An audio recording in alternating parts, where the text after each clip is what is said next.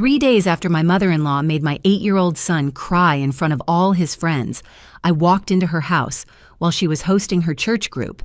12 women sat in her living room, sipping coffee and talking about charity work. They all looked up when I came through the door. My mother-in-law's face went completely white when she saw what I was carrying. And I need you to understand something before I tell you what happened next. I would do it again. I would do it 100 times, because some people don't understand words. They only understand consequences. My name is Corinne. I'm 34 years old and I work as a pediatric occupational therapist. I spend my days helping children with developmental delays learn how to hold pencils, button their shirts, and navigate a world that wasn't built for them. I'm patient by nature. I was raised to be polite, to keep the peace, to smile through discomfort because making a scene was considered worse than suffering in silence. My Aunt Greta, the woman who raised me after my parents died when I was 12, used to tell me that my kindness was both my greatest strength and my greatest weakness. She said, "Corinne, one day you're going to have to decide whether you want to be nice or whether you want to be respected, because sometimes you can't be both." I didn't understand what she meant until I married into the Bellamy family. My husband's name is Declan. He's 36, a civil engineer who builds bridges for a living. He's a good man in a lot of ways. He coaches our son's little league team. He makes pancakes every Saturday morning. He tells me he loves me before he falls asleep every single night. But Declan has a blind spot, and that blind spot is his mother. Her name is Vivian Bellamy. She's 67 years old, a retired insurance claims adjuster who spent 30 years finding reasons to deny people the help they needed. I should have seen that as a warning sign. Vivian is the kind of woman who walks into a room and expects everyone to rearrange themselves around her comfort. She's the matriarch of the Bellamy family, and she rules it through guilt, manipulation, and the silent threat of disapproval. Her children, Declan and his older sister Lorene, have spent their entire lives trying to earn her approval. They've never fully succeeded. No one ever does with Vivian. That's how she keeps control. From the moment Declan introduced me to his mother, she made one thing clear. I was not good enough for her son. I grew up in a small town in Ohio. My father worked at a hardware store. My mother was a school secretary. They died in a car accident when I was 12, and my Aunt Greta took me in and raised me with love, but not with money. To Vivian, I was a nobody from nowhere, and her son had made a terrible mistake by choosing me.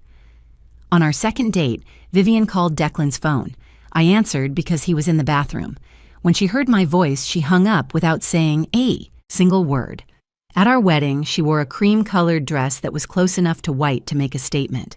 She told guests within earshot of me, "I just hope he doesn't regret this in 5 years." I heard her. I smiled and said nothing because I wanted to start my marriage on peaceful terms. Then came my son, my beautiful, sensitive, imaginative boy. His name is Theo, and at the time of this story, he was about to turn 8 years old. Theo is the kind of child who notices everything. He notices when someone is sad. He notices when a friend is left out at recess. He notices when his grandmother hugs his cousins, but only pats him on the head. He has known since he was 5 that Vivian treats him differently than she treats Lorene's 2 children. He just never understood why. The day Theo was born, Vivian came to the hospital to meet her grandson. She looked at him in my arms, this perfect tiny human I had just brought into the world, and she said, "He has your nose. That's unfortunate." I laughed it off because I was exhausted and overwhelmed and didn't have the energy to fight. Declan squeezed my hand and whispered, "That's just how she is. That's just how she is." I heard that phrase so many times over the next 8 years that it started to feel like a prison sentence. That's just how she is when she gave my niece and nephew elaborate birthday gifts and handed Theo a used book with a torn cover. That's just how she is when she forgot to set a place for Theo at the kids' table during Thanksgiving. That's just how she is when she told Declan that Theo was too soft and not athletic like the other grandchildren, and that we had coddled him into weakness. I kept the peace for 8 years. I bit my tongue. I made excuses. I told myself that Theo needed a grandmother, even an imperfect one, and that family was worth fighting for. I told myself that Vivian would come around eventually, that if I was just patient enough, kind enough, accommodating enough, she would finally accept us. I was wrong. 3 days before Theo's 8th birthday party, Declan told me his mother wanted to bring a cake. I had already ordered one from a local bakery, a T-Rex cake, because Theo was obsessed with dinosaurs and dreamed of becoming a paleontologist. But Declan said his mother insisted. He asked me to let her contribute so she would feel included. I should have said no. I should have trusted the knot in my stomach that tightened every time Vivian's name came up. But I said yes, because I was still trying to keep the peace. I told Declan that the cake needed to say, "Happy birthday, Theo," and nothing else. He promised he would tell her. He promised. What happened next broke something inside my son that I am still trying to repair. And what I did in response changed everything. This is that story. The week before Theo's 8th birthday was one of the happiest I had seen him in a long time. He woke up every morning asking how many days were left. He helped me hang streamers in the backyard. He made a handwritten guest list with 12 names, each one written in a different colored marker because he wanted every friend to feel special. Theo had always struggled socially. He was quieter than the other boys, more interested in reading about fossils than playing rough on the playground. Making friends didn't come easily to him, and birthday parties had always been small affairs with just a few kids from the neighborhood. But this year was different. This year, Theo had finally found his group, a handful of boys from his 2nd grade class who loved dinosaurs as much as he did. They traded facts at lunch. They drew pictures of velociraptors during free time. For the first time in his young life, my son felt like he belonged somewhere. He wanted to celebrate that, and I wanted to give him the perfect day. I spent 2 weeks planning every detail. I ordered dinosaur plates, cups, and napkins. I bought a piñata shaped like a triceratops. I set up a fossil dig in the sandbox where the kids could uncover plastic bones buried in the dirt. I hung a banner across the back fence that said, "Happy 8th birthday, Theo," in bright green letters. I did all of this myself because I wanted it to be exactly right. I wanted my son to feel loved and celebrated and seen. Declan helped where he could, but he was working long hours on a bridge project 2 towns over. Most evenings, he came home exhausted, ate dinner, and fell asleep on the couch. I didn't resent him for it. That was just our life during busy seasons. But it meant that when his mother called and asked to contribute to the party, Declan was the one who said yes without consulting me first. He told me about it on a Tuesday night, 4 days before the party. I was frosting cupcakes at the kitchen counter when he walked in and said, "My mom wants to bring a cake." I set down the spatula. I already ordered a cake, the T-Rex one from Henderson's Bakery. Theo picked it out himself. Declan shrugged. She knows, but she wants to bring one too. She said it would make her feel like part of the celebration. Something in my chest tightened. Vivian had never once made an effort to be part of Theo's celebrations. Last year, she showed up an hour late and left before we sang Happy Birthday. The year before that, she forgot his birthday entirely and mailed a card 2 weeks later with a $5 bill inside. No note, no apology, just a wrinkled bill and a generic card that said, "Happy birthday, grandson," in printed text. "Declan, I don't think that's a good idea." He walked over and kissed my forehead. "Come on, Corinne, she's trying. Let her try." I wanted to argue. I wanted to list every instance where Vivian had let Theo down, every cruel comment, every dismissive glance. But Declan had that look on his face, the one that said he was tired and didn't want to fight about his mother again. We had fought about her so many times over the years, about the way she treated Theo, about the way she treated me, about the fact that he never stood up to her, never set boundaries, never chose us over her feelings. Every fight ended the same way. Declan would promise to talk to her. Vivian would behave slightly better for a few weeks. Then everything would go back to normal. I was exhausted too, so I gave in. "Fine," I said, "but the cake needs to say, 'Happy birthday, Theo.' Nothing else. No commentary, no backhanded messages. Just a normal birthday cake." Declan nodded. "I'll tell her. It'll be fine." "It'll be fine." Those 3 words echoed in my head for the rest of the week. I repeated them to myself while I inflated balloons. I repeated them while I wrapped presents. I repeated them on Saturday morning when I woke up before dawn to set up the backyard for the party. It'll be fine. She'll behave. Just this once, she'll put Theo first. The morning of the party, Theo came downstairs in his favorite dinosaur t-shirt.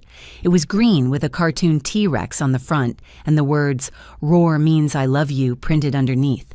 He had picked it out himself at the mall 3 weeks earlier. He told me he wanted to wear it so his friends would know he was serious about dinosaurs. I knelt down and straightened his collar and told him this was going to be the best birthday ever. He smiled at me with his whole face, the way only children can smile, and said, "I know, Mom, because you planned it." 12 children arrived between noon and 12:30, the backyard filled with laughter and shrieking and the sound of sneakers pounding across grass. Theo ran from friend to friend, showing off the fossil dig, explaining which dinosaur each plastic bone belonged to. His cheeks were flushed with excitement. His eyes were bright. I stood by the snack table and watched him, and I felt something loosen in my chest. This was what he deserved. This was what I had wanted for him, ever since the day he was born. A moment where he felt completely, perfectly happy. Vivian arrived at 1:15. She was 45 minutes late. She walked through the side gate carrying a large rectangular cake box, and she was smiling. Not a warm smile, not a grandmother at a birthday party smile. It was the kind of smile I had seen on her face before, usually right before she said something cutting and pretended it was a joke. I should have stopped her right there. I should have taken the box from her hands and checked what was inside, but I didn't. Because even after 8 years, some part of me still believed she might surprise me. She never did. Vivian walked past me without saying hello. She didn't acknowledge the decorations, or the children, or the effort I had put into making this day special. She walked straight to the dessert table where the T-Rex cake from Henderson's Bakery sat waiting for the candles to be lit.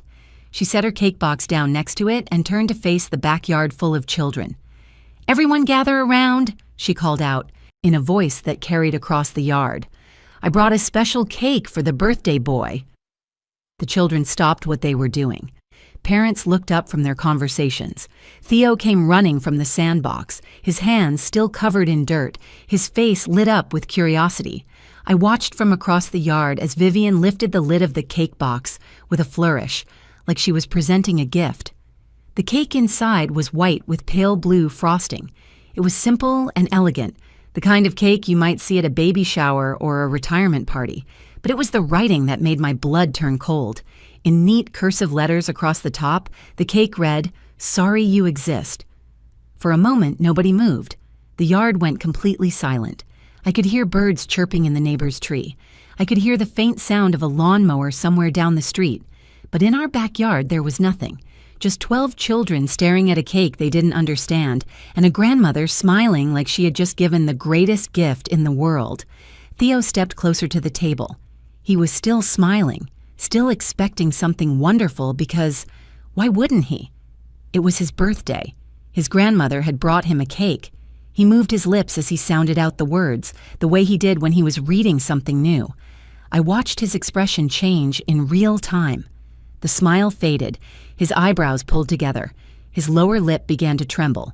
Vivian spoke before anyone else could react.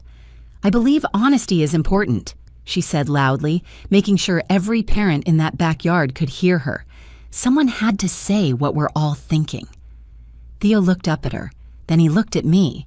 His eyes were wet, and his face had crumpled into something I had never seen before. It was confusion and hurt and shame all twisted together. He didn't say a word.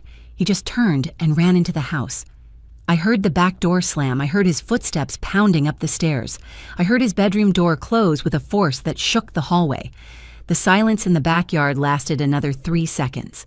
Then everything happened at once. Parents started gathering their children. I heard murmurs and whispers and the shuffling of feet. One mother, a woman named Deborah, whose son was in Theo's class, walked past me with her hand on her boy's shoulder. She leaned close and whispered, "I am so sorry, Corinne." Then she was gone. I stood frozen in the middle of my own backyard watching the party I had spent 2 weeks planning fall apart in less than a minute. Declan was standing by the grill with his mouth hanging open. He looked at his mother. He looked at me. He said nothing. Vivian remained at the dessert table. She picked up a carrot stick from the vegetable tray and bit into it like nothing had happened. When she noticed me staring at her, she raised an eyebrow. "What? The boy needs toughening up. You've coddled him into weakness. I did you a favor." My hands were shaking. My voice came out uneven when I finally spoke. "Why would you do this? Why would you say that to a child? To your own grandson?" Vivian sighed like I was being dramatic. "He's too sensitive, Corinne. That's your fault. If you had raised him properly, a little joke wouldn't send him running to his room." A joke.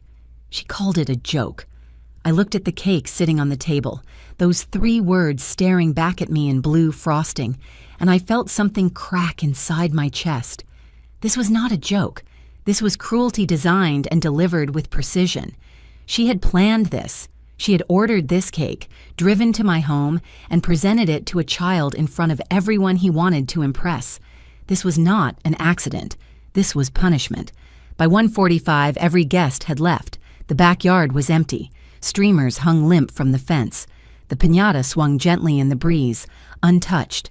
Plates of uneaten food sat on tables, surrounded by empty chairs. I walked through the house and up the stairs to Theo's room. I knocked on his door and called his name, but he didn't answer. I tried the handle, but he had locked it from inside. "Theo, sweetheart, please open the door." His voice came through small and broken. "I don't want to talk, Mom. Please just go away." I pressed my forehead against his door and closed my eyes. I could hear him crying on the other side. My 8-year-old son, on his birthday, sobbing alone in his room because his grandmother told him the world would be better if he didn't exist. I stood there for 10 minutes, listening to him cry, and I felt something shift in my chest. The part of me that had spent 8 years keeping the peace, making excuses and hoping for change, went quiet. Something harder took its place. Theo didn't come out of his room that night. He didn't come out the next day either. For 2 full days, my son stayed in his bedroom with the door locked. He only came out to use the bathroom. He refused to eat at the table. When I brought him food, he asked me to leave it outside his door. He didn't want to see anyone. He didn't want to talk about what happened. He just wanted to disappear. And the woman who did this to him never apologized. She never even acknowledged that she had done anything wrong. On the second night after the party, I sat in my living room at 2 a.m. while the rest of the house slept. The television was off. The lights were dim. I held my phone in my hands and scrolled through photos from the party, the ones I had taken before everything fell apart. Theo smiling with his friends, Theo showing off the fossil dig, Theo laughing with his whole body, completely unaware of what was coming. I stared at those photos until my eyes burned, and I made a decision. I was done protecting Vivian Bellamy. The next morning, I called Aunt Greta. She answered on the second ring, her voice sharp and alert even though it was barely 7 o'clock. "I've been waiting for this call," she said. "Tell me everything." I told her. I told her about the cake and the words written on it. I told her about Vivian's speech about honesty. I told her about Theo running to his room and not coming out for 2 days. I told her about Declan calling his mother that night and describing her behavior as a little much. I told her about standing outside my son's locked door, listening to him cry and feeling completely powerless. When I finished, Aunt Greta was quiet for a long moment. Then she said, "What are you going to do about it?" "I don't know yet, but I'm not going to let this go. I can't." "Good," she said, "because that woman has been getting away with cruelty for too long. She does it because no one has ever made her face consequences. People like Vivian don't change because you ask them nicely. They change when their reputation is on the line, when the people they're trying to impress see who they really are." That conversation stayed with me all day. I thought about what Aunt Greta said about reputation. Vivian cared deeply about how others perceived her. She volunteered at church fundraisers. She organized neighborhood events. She presented herself as a devoted grandmother and a pillar of the community. The women in her church group adored her because they only saw the version of Vivian she wanted them to see. They had no idea what she was like behind closed doors. They had no idea what she had done to my son. That afternoon, I did something I had never done before. I reached out to Lorene, Declan's older sister. Lorene and I had never been close. She kept her distance from family drama and stayed firmly in her mother's good graces. But I also knew that Lorene had witnessed things over the years. Comments Vivian made about her own children, criticism disguised as concern, favoritism that shifted like sand depending on who was pleasing her at the moment. I sent Lorene a text message that was direct and honest. I have videos of Theo crying for 2 days because of what your mother did. I have texts from parents who witnessed the party. I'm going to make sure everyone in her life knows who Vivian really is. You can either stand with me or stay out of my way. I didn't expect a response. Lorene had spent her entire life avoiding conflict with her mother, but an hour later my phone buzzed with a reply. I've wanted to say something for years. She's done things to my kids, too. Not as public, but just as cruel. What do you need from me? I asked Lorene for stories. Every cruel comment Vivian had made to the grandchildren. Every manipulative tactic she used to control the family. Every time she made someone feel small and unworthy. Lorene sent me a list that night. It filled 2 pages. Reading it made me sick to my stomach, but it also made me certain that I was doing the right thing.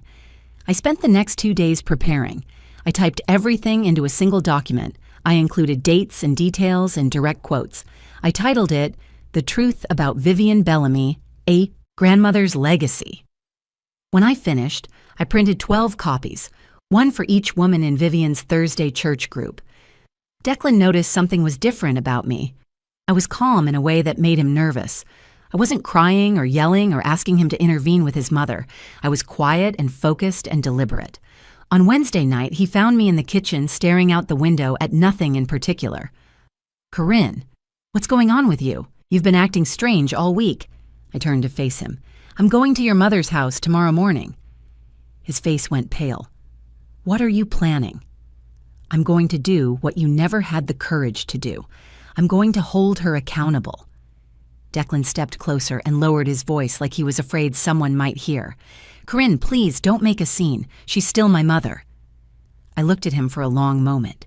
This man I had loved for 10 years. This man who had watched his mother torment his wife and son and never once stood in her way. I loved him, but I was also furious with him, and I was done waiting for him to protect us. And Theo is still your son, I said. But only one of us seems to remember that. I walked past him and went to bed. I didn't sleep much that night, but when the sun came up on Thursday morning, I was ready. I got dressed. I picked up the stack of printed documents. I grabbed the cake box I had picked up from the bakery the day before, and I drove to Vivian's house to finally give her what she deserved. Vivian's house was a 2-story colonial on a quiet street lined with oak trees. It looked exactly like what it was meant to represent: respectability, tradition, the home of a woman who had done everything right. 12 cars were parked along the curb and in the driveway. The Thursday morning church group was in full swing. I could hear muffled laughter through the windows as I walked up the front path, carrying my cake box in one hand and a folder of documents tucked under my arm. I didn't knock. I walked straight through the front door like I belonged there. The living room fell silent the moment I stepped inside. 12 women sat in a circle, coffee cups in hand, plates of pastries balanced on their laps. They stared at me with confusion and curiosity. Some of them I recognized from neighborhood events and holiday gatherings. Others were strangers. But they all had one thing in common. They believed Vivian Bellamy was a good woman, a devoted mother, a loving grandmother. They were about to learn the truth. Vivian sat in her favorite armchair near the fireplace. She was wearing a cream-colored cardigan and pearl earrings, looking every bit the gracious hostess. When she saw me, her expression shifted from surprise to annoyance. She set down her coffee cup and straightened her spine. Corinne, this is a private meeting. Whatever drama you're here to create can wait until later. I walked into the center of the room. My heart was pounding so hard. I could feel it in my throat, but my hands were steady. I had practiced this moment in my head 100 times over the past 3 days. I knew exactly what I was going to say and exactly what I was going to do. Actually, it can't wait, I said. I'm here to return something that belongs to you. I set the cake box down on the coffee table in front of her. Every woman in the room leaned forward slightly, curious about what was inside. I lifted the lid slowly and turned the box so everyone could see. The cake was white with pale blue frosting, just like the one Vivian had brought to my son's party. But this time, the words written in neat cursive said something different. Sorry you exist, Vivian. The room gasped. One woman brought her hand to her mouth. Another whispered something under her breath. Vivian's face drained of color. For the first time since I had known her, she looked genuinely rattled. "What is the meaning of this?" she demanded, but her voice had lost its usual authority. I reached into the folder and began handing out the printed documents to each woman in the room. Some of them took the papers hesitantly. Others grabbed them with open curiosity. I watched their faces as they began to read. "This is a summary of how Vivian has treated her grandchildren for the past decade," I said. "It includes direct quotes from her, documented incidents, and statements from her own daughter confirming the pattern of behavior." One woman near the window looked up from the document with wide eyes. "You told your 8-year-old grandson that you wished he had never been born?" Vivian sputtered. "That is completely out of context. Corinne has always been dramatic and oversensitive. She's twisting my words to make me look bad." I pulled out my phone. "Then let me provide some context." I pressed play on a video that Lorene had sent me 2 days earlier. It was from Christmas 2 years ago, filmed on Lorene's phone during what was supposed to be a family dinner. In the video, Vivian's voice rang out clear and sharp as she looked directly at Theo and said, "You're the reason your parents never had more children. They couldn't risk another one like you." The room went completely silent. The video ended, and I slipped my phone back into my pocket. I looked around at the faces of these women who had gathered in Vivian's home week after week, believing they knew who she was. Some of them looked horrified, others looked sick. One woman in the corner had tears streaming down her cheeks. A woman I recognized as Vivian's oldest friend stood up from her chair. Her name was Dorothy, and she had known Vivian for over 30 years. She looked at Vivian with an expression I can only describe as betrayal. "Vivian," Dorothy said quietly, "please tell me this isn't true. Please tell me you didn't say these things to a child." Vivian opened her mouth, but nothing came out.